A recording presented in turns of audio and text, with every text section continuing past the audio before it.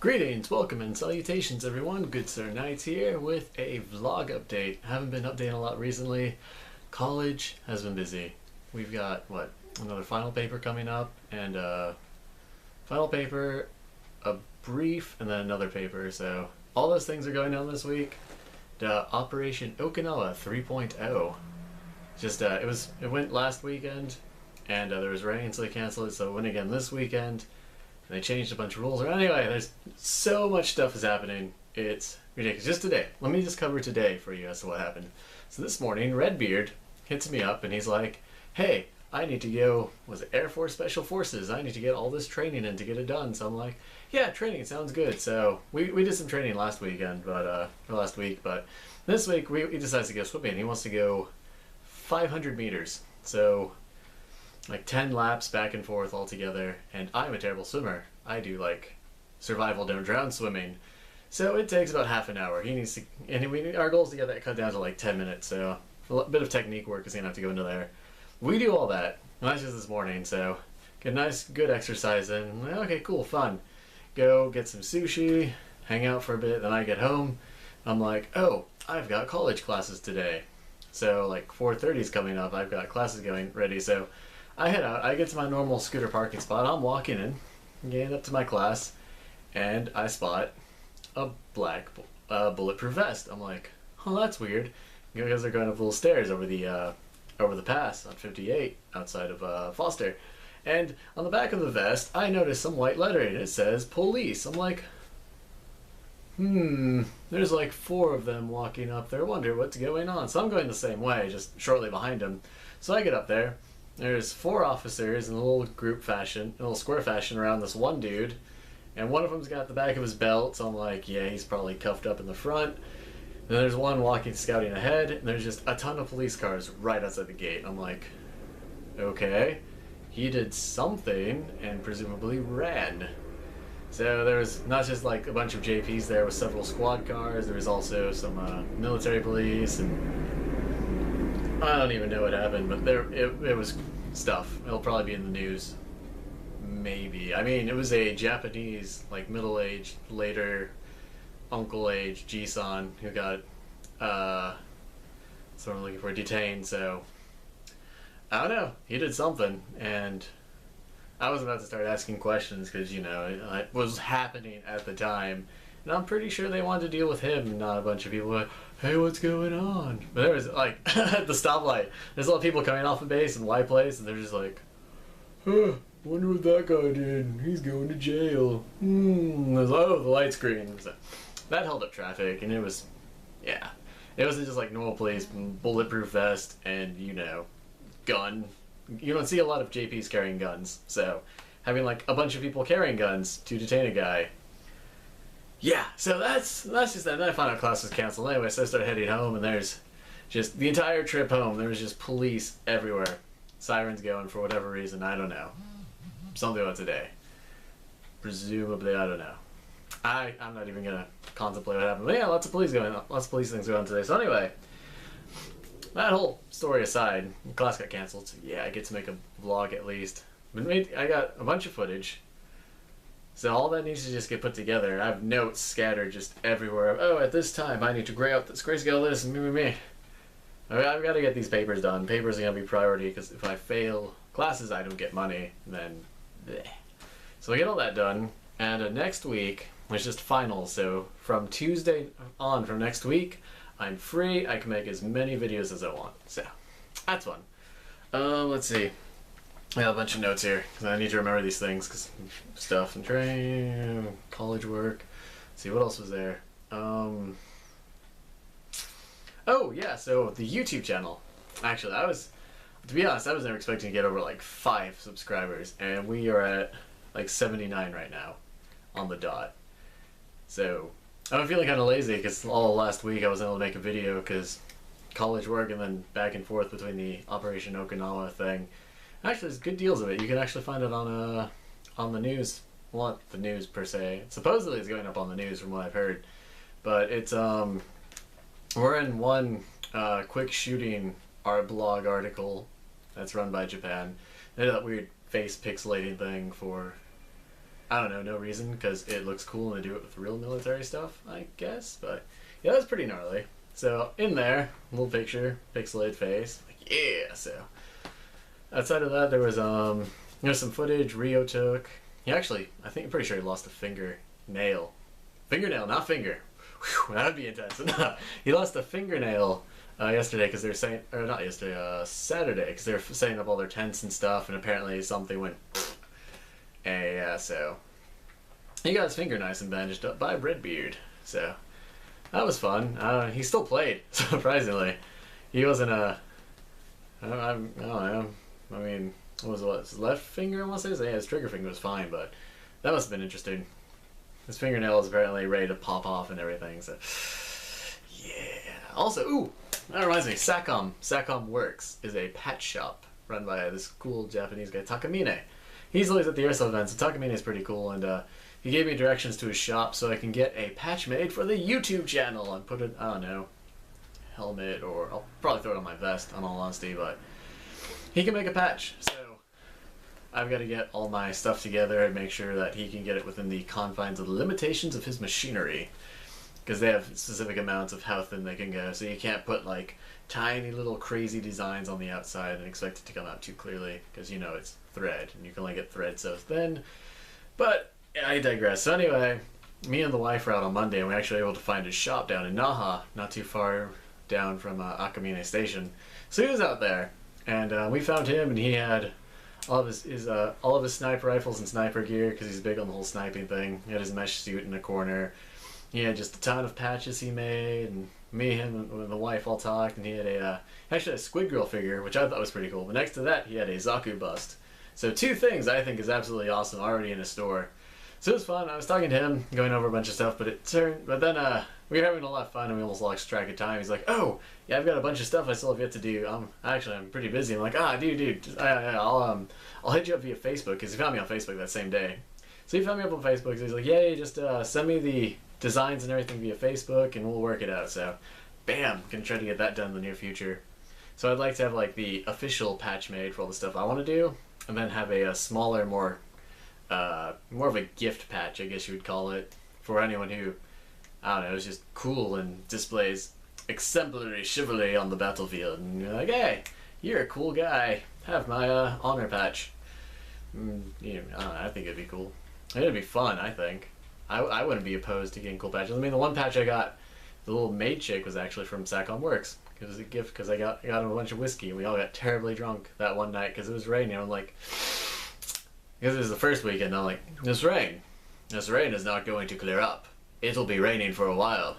It will still be raining on the morrow. So, yeah, caution to the wind. Yeah, so I had like whiskey and ginger ale, because if you miss ginger ale and everything, at the ginger highball, I couldn't get that same spicy kick I wanted, because it was just ginger ale. It wasn't as dry and potent as I wanted, but it was still pretty good. I enjoyed it. So we drank a bunch of that. I didn't bring a bottle because I didn't want to bring it. It was Jameson, by the way. Irish whiskey. Way to go. And a bottle of, not the bottle, but a flask of Jameson. The flask had a little mustache on it. It's actually sitting over there somewhere.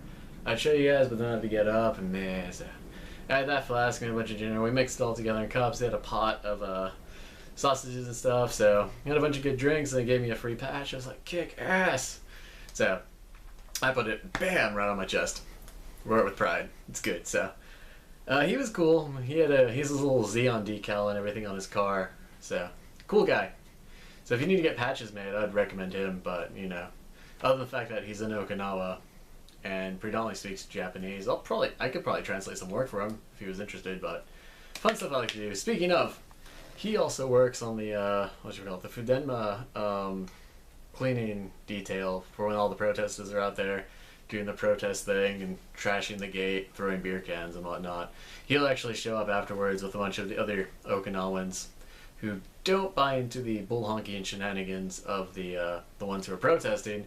They'll do the whole cleanup and everything, and yeah, so he does all that. He did something else too. He did he's also affiliated with the the Okinawa no Koe, the Voice of Okinawa channel, which is a nice little YouTube channel. So basically, he has his own little news channel thing going, so he can basically report all the news that would otherwise go unreported if they weren't taking care of it. And me and my buddy Sir Fox were discussing in the past in one of our Skype conversations that we would love to get a little. I guess you can't be entirely rid of bias, but we're gonna try to minimize the bias that would go into the media, because there's all sorts of things that happen. But if you ever look at what's going on in Okinawa in English, everything will be military related. Everything will be ospreys. Everything will be rape and murder, and only involving Americans, mind you, not the actual local crimes. Because one weekend, just not like 5 minutes from my house, 5-minute walk from my house, this one dude. I'm just gonna keep going. This is gonna be this is gonna be a bit of a blog. So if you already sat through 10 minutes and 45 seconds, this is gonna go on for a bit. This one dude was walking down the street with his little bag, and apparently he had, I don't know, some type of crazy stabby knife in there.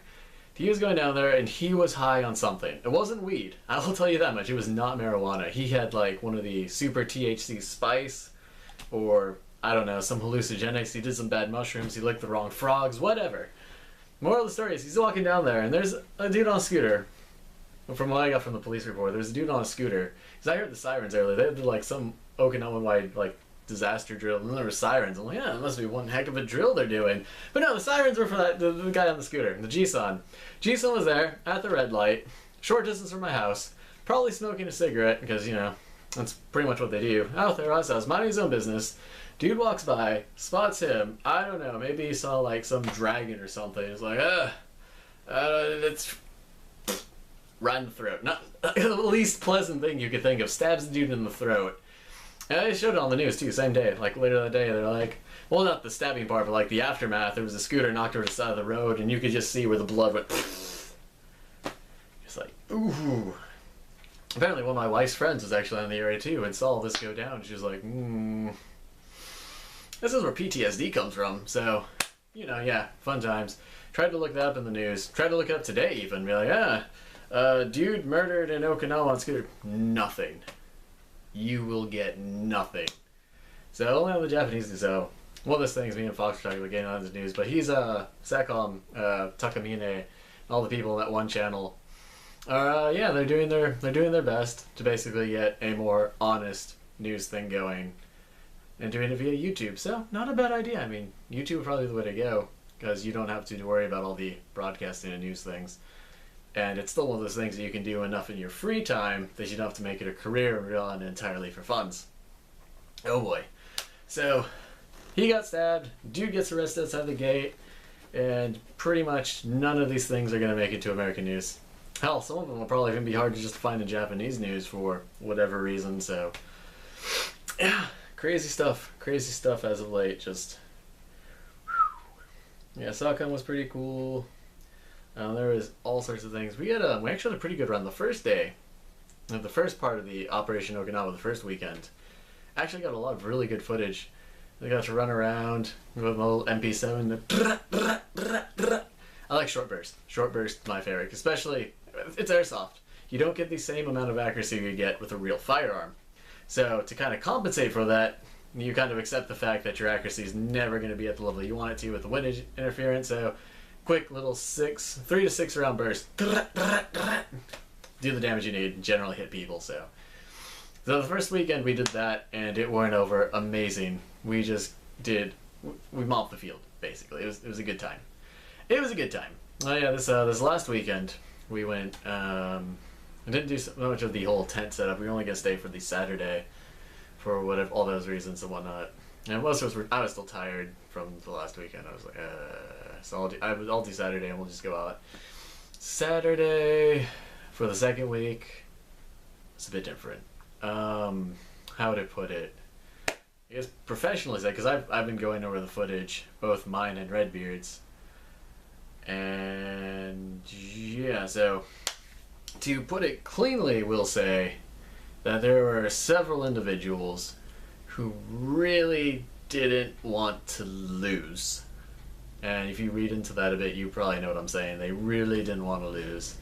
So I've been having a wee bit of a moral debate on how to go about it, because I don't want to be like, this guy's just tanking hits and ignoring it, because then I would look like, well, a contemptuous asshole. But I also didn't want to just cut out all the footage because then I'd be like, well, where'd this footage go? What happened here? So what I'm gonna do, what I've come to the conclusion of when I get free time when these papers are done, is I'm gonna upload the footage, and that's it. I'll put the footage up there, and you just watch it, I guess. I don't know. Come to your own conclusions. I'm not going to call anyone out on anything, 'cause just in my opinion, it wouldn't be terribly professional. So I'm just gonna put all that up there and be like, hey, footage, enjoy. You'll probably see it. I mean, some of it's a bit more subtle than others, but a lot of it's more of the that's my face, bop bop bop bop bop bop. So it wasn't ever. Most people did really well. A lot of people were calling their hits properly and everything.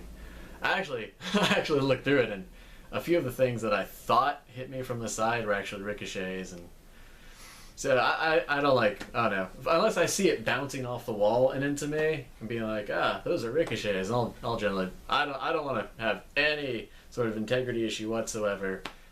I'll just call it. Someone hit me in the dump pouch. I actually felt my dump pouch kick.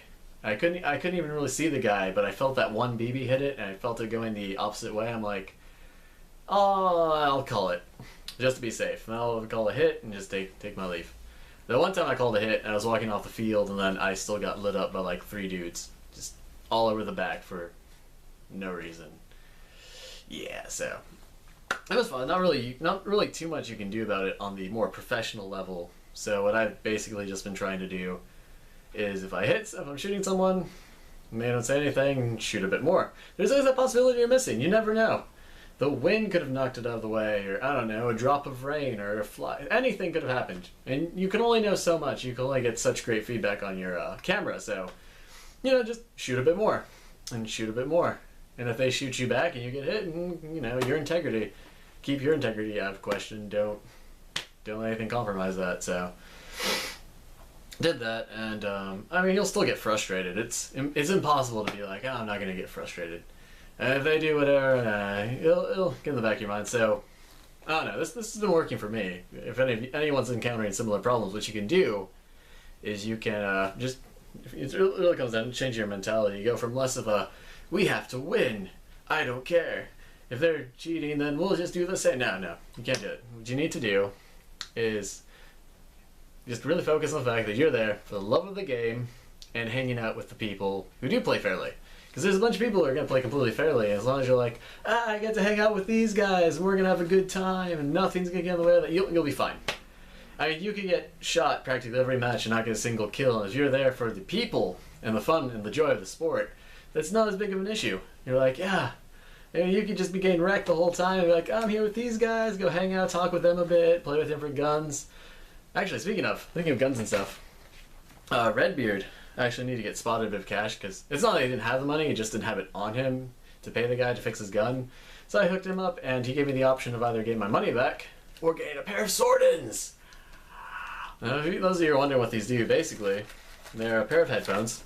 They're designed mostly for shooting and operations and stuff, because they'll reduce loud sounds by X number of decibels, so it doesn't impact your hearing, but they'll also amplify smaller sounds, so you'll pick up whispering just fine. So using our lash devices, we can pick up each other just fine without any interference. But using these, you can hear all the good whatnot and everything. Now that they're on, I honestly can't hear anything. I can't hear my own voice, but if I turn them on from here, I'll be able to hear myself whispering, and then the camera would be able to pick it up. What's really cool is they also come with this little contour mount. Actually, is that? Looks like there's a chip missing from there. That's fine. It's a contour mount. It'll still work. So, camera, I can actually mount it down to here, have it a bit lower off to the side. So, and with the whatchamacallithese, the Protex. So yeah, with my fun little Protec helmet right here. Right now, the camera is mounted here on the side. Also, there's an alpaca here because he loves you. And googly eyes. That all aside, yeah, the contour is mounted to here right now, but you take the, where is it? You can see, you can take this little padding out here, and because of the way the helmet's cut high on this back end, you can put the headphones under there no problem. So, what it really comes down to is getting a custom pin. This uses this weird custom pin thing. But you basically swap out that little pin into the little activator or whatever. Technical mumbo jumbo. I'm actually pretty bad with electronics.